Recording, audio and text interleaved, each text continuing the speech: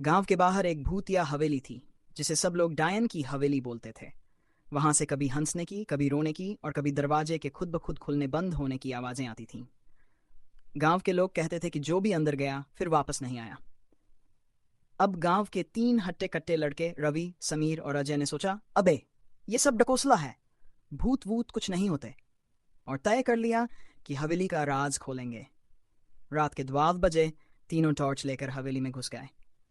अंदर ऐसा सन्नाटा था कि अपनी ही सांसों की आवाज़ ज्यादा डरावनी लग रही थी। फर्श पर धूल भरी थी, लेकिन उसमें किसी के ताज़ा पैरों के निशान दिख रहे थे। अचानक एक ठंडी हवा चली और धड़ाम, दरवाज़ा अपने आप बंद हो गया। तीनों के पसीने छूट गए। कौन है?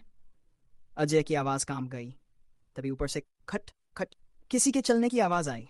टॉर्च घुमाकर देखा तो दीवार पर एक लंबी परछाई हिल रही थी, और फिर एक भयानक चुड़ैल सफ़ेद साड़ी में लहराते हुए सामने आ गई। बाल बिखरे हुए, आंखें लाल और होंठों पर खौफनाक मुस्कान।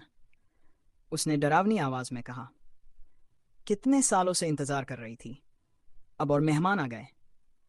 अब तीनों के होश फाख्ता, भागने लगे, लेकिन दरवाजा लॉक। चुड़ैल हवा में तैरते हुए उनकी ओर बढ़ने लगी। इतने में समीर को एक मंदिर का घंटा दिखा जो कोने में पड़ा था। उसे याद आया कि उसकी दादी कहा करती थी, बेटा, शुद्ध ध्वनि से भूत भाग जाते हैं। समीर ने छत से घंटा उठाया और जोर से टन नन बजा दिया। घंटी की आवाज सुनते ही चुड़ैल चीखने लगी, नहीं नहीं, और धुएं में बदलकर गायब हो गई। दरवाजा खुद ब खुद खुल गया और तीनों अपनी जान लेकर वहां से भागे। उस रात के बाद हवेली से कोई आवाज नहीं आई और गांव वालों ने चैन की सांस ली। सीख। इस कहानी से हमें यह सीख मिलती है कि डर का सामना करने से ही डर दूर होता है, और कभी कभी पुरानी कहानियां सच भी हो सकती हैं।